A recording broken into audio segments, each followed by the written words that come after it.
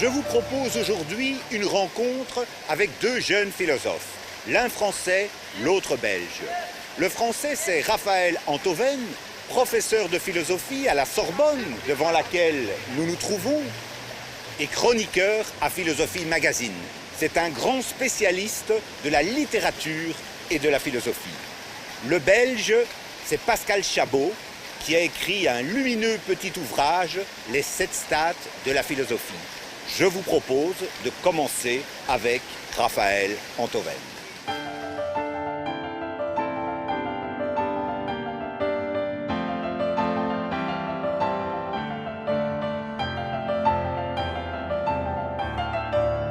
Raphaël Enthoven, grand merci d'avoir accepté cette modeste rencontre. Vous êtes écrivain, vous êtes philosophe, vous êtes professeur d'université, vous êtes conseiller à la rédaction de Philosophie Magazine, vous travaillez et vous animez l'émission Les Nouveaux Chemins de la Connaissance.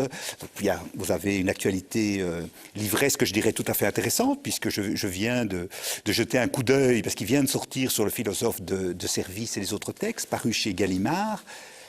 La philosophie... À un moment, vous dites qu'il faut faire sortir la philosophie de l'école pour la mettre dans la rue, in the street, comme dirait Léo Ferré. Ça veut dire quoi? Ici en Belgique, où il y a un débat politique sur les cours de philosophie, puisque nous n'avons pas de cours de philosophie en terminale en Belgique. C'est une citation de Bergson. Il faut rendre à Bergson ce qui est à Bergson, sortir la philosophie de l'école pour la rapprocher de la vie. Sartre disait qu'il fallait la mettre dans les cafés, enfin mettre la métaphysique dans les cafés, ce qui à ses yeux ne signifie pas qu'on la mettait sur le trottoir. Et effectivement, il y a une différence à faire, parce que le danger d'une philosophie qu'on essaie de populariser, non pas de vulgariser, mais de populariser, ou dont on essaie de répandre les procédés, les méthodes, la façon de faire, la façon de voir, le danger d'une philosophie qui fonctionne de cette manière et qui donc s'affranchit de l'université, du cadre scolaire, c'est qu'elle s'expose aussi aux marchands du temple et aux charlatans, qui la mettent, eux, sur le trottoir. Donc il faut se méfier des périls qui vont avec une certaine mode de la philosophie. Pour vous répondre, moi, je vais vous dire honnêtement, hein, je ne sais pas comment vous faites. Vraiment, je vous plains, pour le coup, de ne pas avoir de philosophie en terminale. Je trouve ça très dommage. Et en France, je trouve extrêmement dommage que la philosophie soit cantonnée à la classe de terminale, ce qui met la plupart des élèves dans une situation impossible et leur donne un temps très court pour apprendre énormément de choses et en plus trouver ça intéressant. Donc moi, en ce qui me concerne, je suis partisan de l'école, je suis très attaché à l'université, à l'école, et je milite pour l'extension de l'enseignement de la philosophie en amont de la classe de terminale, en première, en seconde, et même d'ailleurs au-delà ou en deçà. Ça me semble une nécessité et ça me semble surtout tout à fait possible et pas du tout contradictoire avec la jeunesse du public.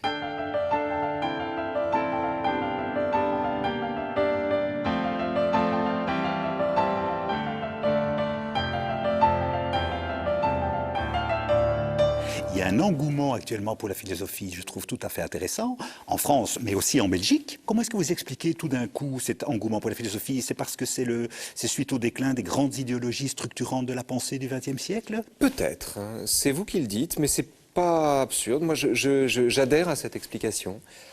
Le fait est que, si c'est le cas, alors l'engouement pour la philosophie repose sur un malentendu. Parce que la philosophie n'a aucune raison de tenir lieu d'idéologie. C'est même l'inverse qu'elle propose et c'est l'inverse qu'elle produit. La philosophie est corrosive, le sol de la philosophie est meuble. Il ne correspond en rien aux grandes certitudes ou aux grandes idéologies fédératrices qui rassemblent des individus et qui produisent de l'unanimité ou, dans le meilleur des cas, du consensus.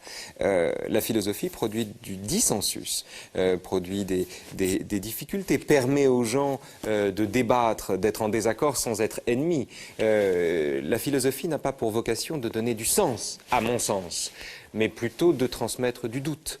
De sorte que si la mode de la philosophie est née, comme vous le dites, de cette défaite des grandes idéologies, en somme, si la philosophie serait une religion de substitution, une religion supplémentaire, le somme d'un subutex de la religion, alors c'est un échec, ou c'est un malentendu, mais qui permet en contrebande de faire passer le contraire de ce qu'on attend, de ce qu'un public attend. Si les gens me demandent du sens, je leur donne l'inverse. Et je ne suis pas sûr qu'ils perdent au change.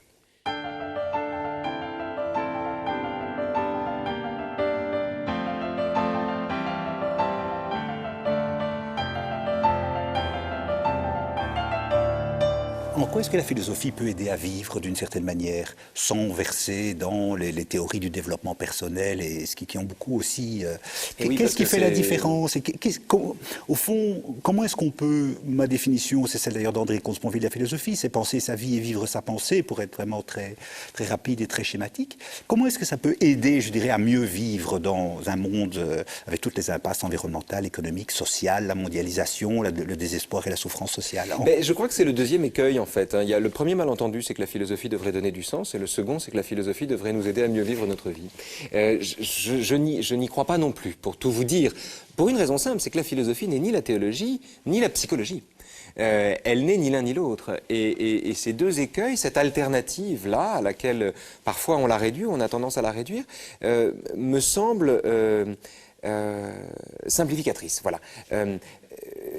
La philosophie, si vous voulez, faire de la philosophie, c'est se donner pour objet d'étude le réel, c'est-à-dire ce qu'on a sous les yeux, c'est-à-dire aussi toutes les façons que l'on improvise d'échapper au réel, hein, toutes les façons que l'on se donne d'échapper au réel, qui font elles-mêmes partie de la réalité. La philosophie travaille sur la genèse de nos illusions.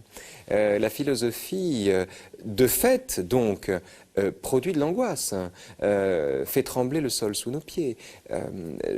Donner du sens ou bien nous aider à mieux vivre notre vie ne me semble pas être sa tâche. Ce qui est vrai, cela dit, c'est que faire de la philosophie, au bout d'un moment, quand on en fait beaucoup, devient une manière de vivre. Et on ne vit plus autrement. C'est-à-dire qu'on prend l'habitude tout simplement de s'étonner de ce qui est familier. Et de tenir pour inhabituel ce qui nous est commun, ce qu'on a l'habitude, ce qu'on avait jusqu'ici l'habitude de voir. Alors, est-ce qu'on vit mieux de cette manière? Je n'en sais rien. Le fait est qu'on vit peut-être plus intensément. Et qu'à cet égard, la philosophie a cette vertu. Mais la philosophie n'a rien qui rassure, rien qui mente et rien qui réconforte. Même dans les exercices spirituels de philosophie antique de Pierre Hadot, où il y a tout un travail sur soi-même, vous ne croyez pas à cette vertu-là ou à ce sens-là de la philosophie? C'est un travail, si, c'est un travail sur soi, c'est une ascèse, c'est une façon d'être attentif au monde, d'être attentif à soi, d'être attentif à son rapport au monde, et c'est effectivement une discipline, c'est un travail du corps.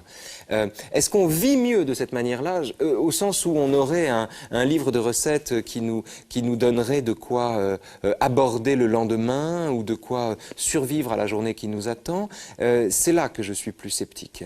La philosophie, on fait de la philosophie comme on respire, si vous voulez.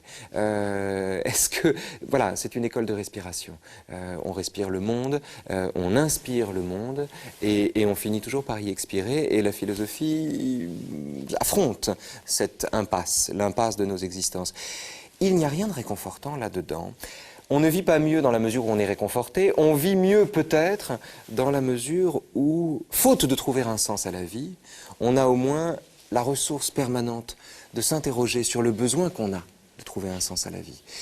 Et je trouve ça beaucoup plus réconfortant qu'un sens ou qu'une définition qui, elle, serait caduque, rendue caduque par la vie telle qu'elle se déploie et telle qu'elle s'achève.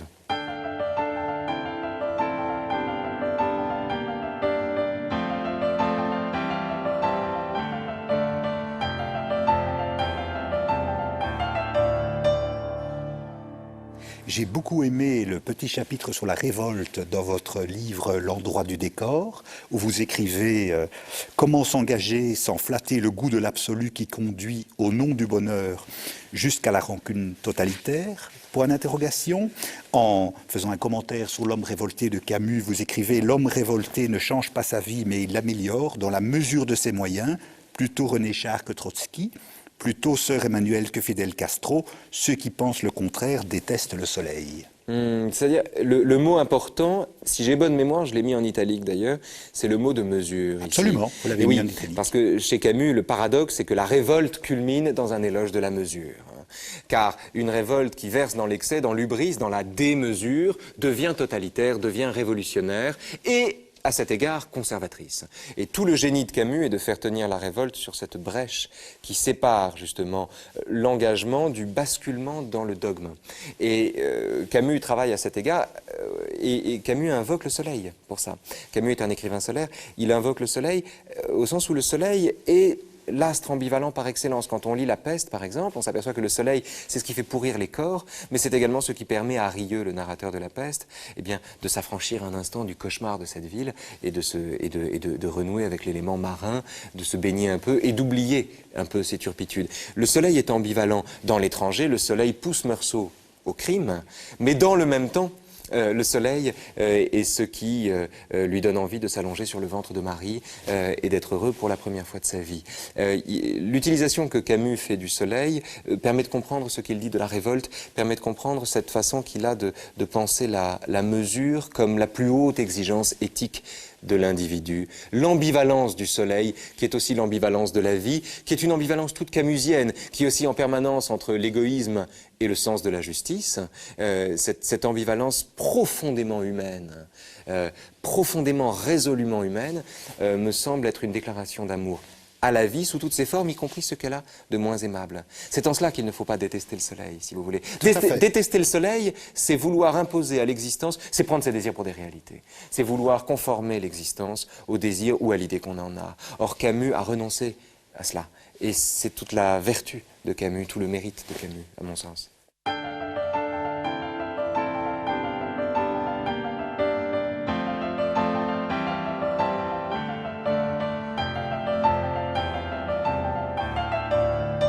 Philosophe de service.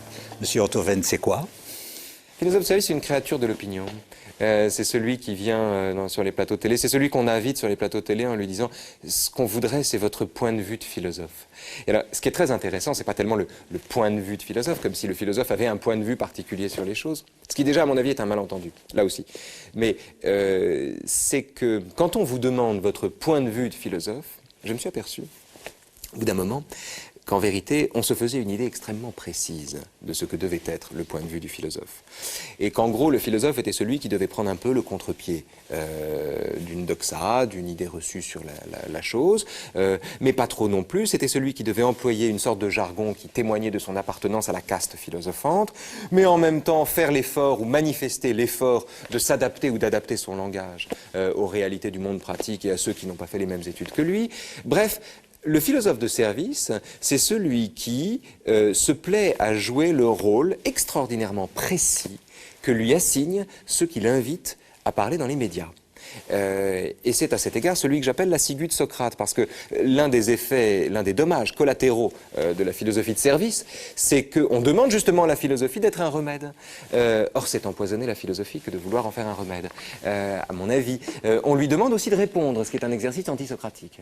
Or, le philosophe, d'une certaine manière, ne fait pas son métier s'il répond, ou alors, s'il répond, il doit répondre par une question. Ou bien savoir que répondre, c'est peu dire. Si en philosophie, les questions sont plus essentielles que les réponses, c'est bien parce que répondre est trop facile. Ce n'est pas parce que la réponse est hors d'atteinte, c'est parce que répondre est un point d'arrêt, justement, à la discussion. Donc le philosophe de service, c'est précisément le malin génie d'une époque qui, pour le meilleur mais aussi pour le pire, pratique l'engouement pour la philosophie. Je vous remercie beaucoup. C'est moi. Merci à vous. Merci.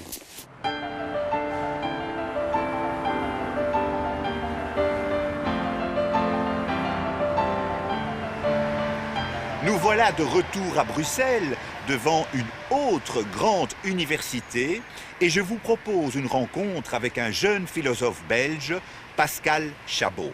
Pascal Chabot est l'auteur d'un petit livre, Les 7 stades de la philosophie, qui est une déclaration d'amour pédagogique pour cette discipline qui doit nous apprendre à mieux penser.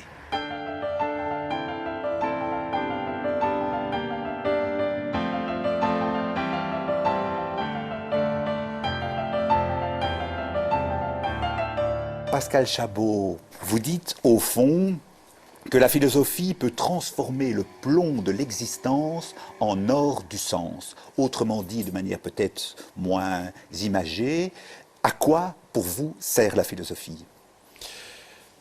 C'est une question centrale. Il est difficile de définir la philosophie parce qu'elle est plurielle, elle est multiple, elle a de nombreuses formes, elle a une très longue histoire.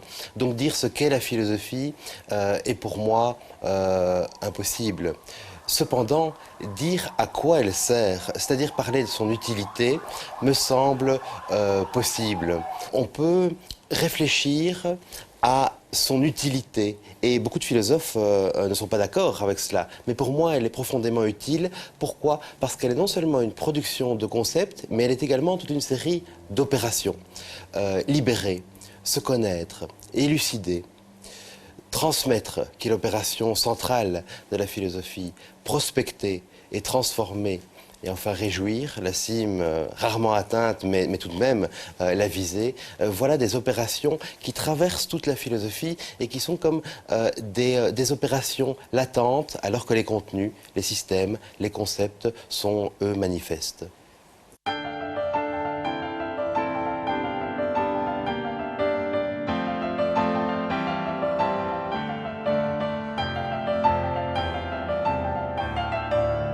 Vous dites par là, au fond, la philosophie aide à mieux vivre.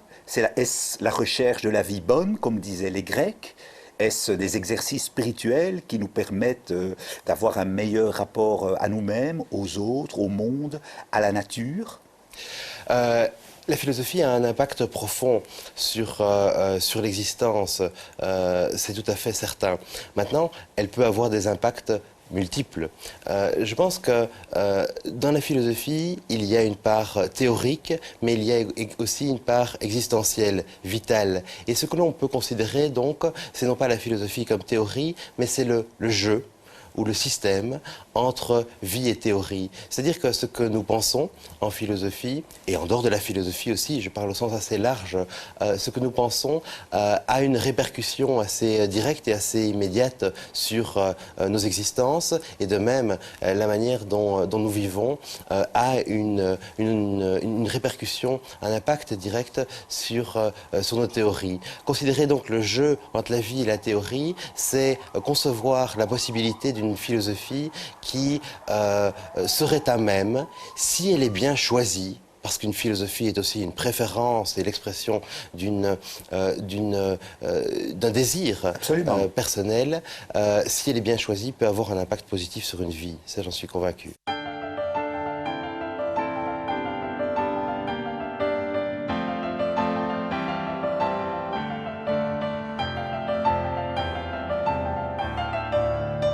Vous montrez très bien le rapport émotionnel, je le dis avec mes mots, entre une pensée, un concept, une théorie d'un philosophe, d'un auteur, où les mots, d'une certaine manière, se détachent du texte et entrent dans le lecteur. Qu'est-ce que vous conseilleriez pour vous, les grands philosophes qui vous ont ouvert? Est-ce que c'est Lucrèce, Spinoza, Nietzsche ou des philosophes plus modernes, plus contemporains?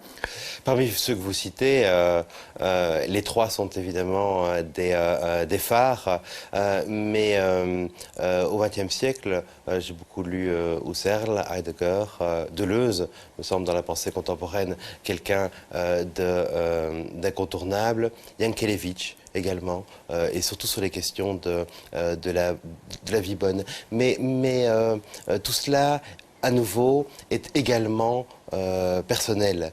Il y a une répercussion, un impact possible de certaines pensées sur certains lecteurs, et puis parfois une grande pensée reste sans conséquence. Vous savez, le philosophe se distingue du sage parce que le philosophe est celui qui a des vérités. Le sage, il est la vérité. Il l'incarne, il dit qu'il fait corps avec la vérité. Le philosophe, par contre, il chemine, il essaye, il émet des théories, et puis parfois le réel a raison de ses pensées, mais il a un rapport, me semble-t-il, plus généreux et plus dispendieux parfois avec des vérités. Et c'est pourquoi l'acte de la transmission est essentiel dans l'exercice philosophique. On écrit pour être deux.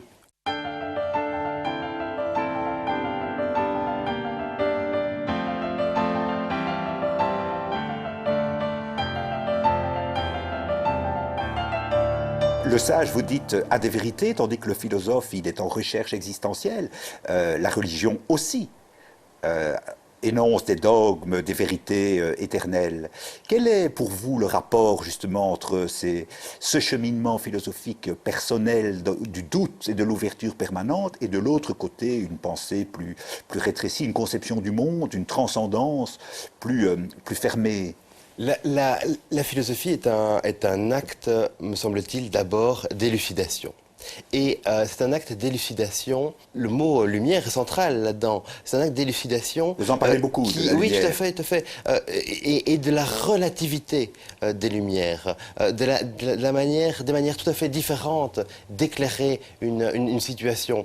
Quand on voit, il y a une histoire à faire du concept de lumière dans la pensée philosophique, et cette histoire nous montrerait la profonde relativité des manières d'éclairer. Je pense que la manière traditionnelle d'élucider est plus dogmatique et en sens est assez loin de la lumière de Dieu. Vous êtes loin de la lumière de Dieu? Écoutez, il y a une réflexion. Il y a une réflexion sur ce concept-là. Je pense que Dieu est l'objet philosophique qui a traversé toute la conception européenne.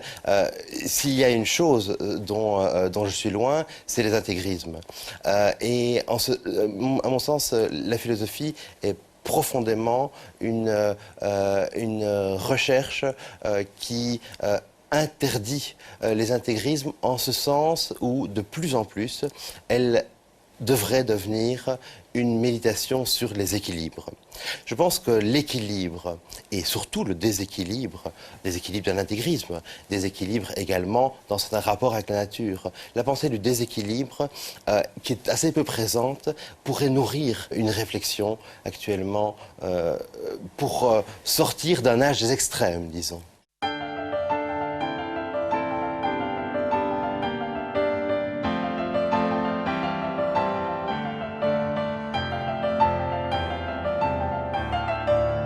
Qu'est-ce que vous inspire aujourd'hui, justement, dans cette réflexion sur l'oscillation, équilibre, déséquilibre, l'évolution de la technique, la croyance, un peu presque la foi en les technosciences qui vont nous sauver justement des déprédations de la biosphère, des nouveaux modes de communication? Qu'est-ce que vous pensez, je dirais, de cette... Vous êtes, pour être un peu caricatural, plutôt technophobe ou technophile?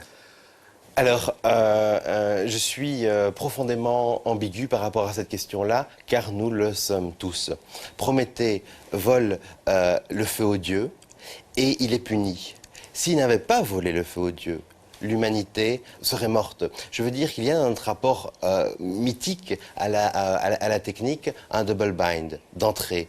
Et aujourd'hui encore, nous sommes de grands consommateurs de technologie, nous sommes de grands amateurs de technologie. Et moi-même, j'ai vraiment, depuis mes études sur Simondon, peut-être même avant dans l'enfance déjà, un rapport opératoire au monde que j'aime beaucoup. Cependant, nous sommes également dépassés par nos techniques. Ma réflexion, c'est que la notion de progrès doit continuer à être centrale, mais le progrès ne doit pas exister uniquement dans la sphère des sciences et des techniques. C'est pourtant aujourd'hui ce qui se passe. Il doit progresser aussi, par exemple, dans le monde politique? Mais bien sûr, bien entendu. Et ça signifie quoi pour vous? Moi, j'oppose un progrès utile à un progrès subtil. Et plutôt que de dire que je les oppose, je cherche à en penser la complémentarité ou l'équilibre. Il ne faut pas jouer un progrès matériel contre un progrès subtil, c'est-à-dire un progrès qui concerne nos perceptions, qui concerne nos manières d'être, qui concerne finalement notre recherche de la vie bonne. Car en philosophie, y a-t-il un progrès? C'est une vaste question à laquelle d'habitude on répond non. De Platon, de Spinoza à Platon, par exemple, il n'y a pas de progrès. Ce sont des astres différents, on ne peut pas les comparer, certes. Mais toute la philosophie de Spinoza est un progrès vers la joie, de même que toute la philosophie de Platon est un progrès pour sortir de la caverne. C'est un cheminement. C'est-à-dire qu'il y a un progrès aussi en philosophie, mais c'est un progrès assez particulier, et c'est un progrès circulaire. C'est un progrès où les choses recommencent à chaque génération. quand on pose la question qu'est-ce qu'une vie bonne ou qu'est-ce que le futur, eh bien à chaque génération, évidemment, on peut reprendre cette question. Le progrès dans le domaine scientifique et technique est de nature profondément différente, puisqu'il est multilinéaire et surtout, il capitalise. Chaque époque, finalement, hérite des découvertes, des inventions de l'époque précédente.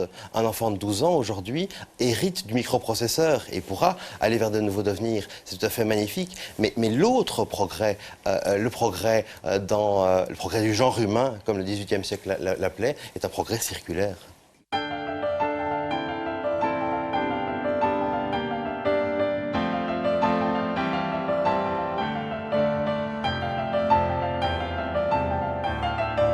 Une dernière toute petite question.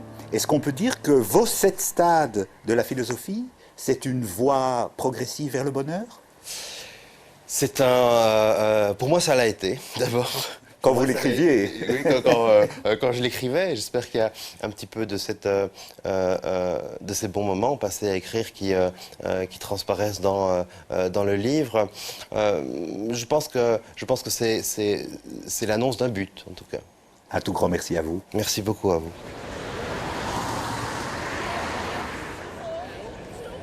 Merci de m'avoir accompagné dans cette rencontre avec 2 jeunes philosophes à Paris et à Bruxelles. J'espère qu'ils vous ont permis de jeter un regard un peu plus dense sur la complexité de notre monde. À très bientôt.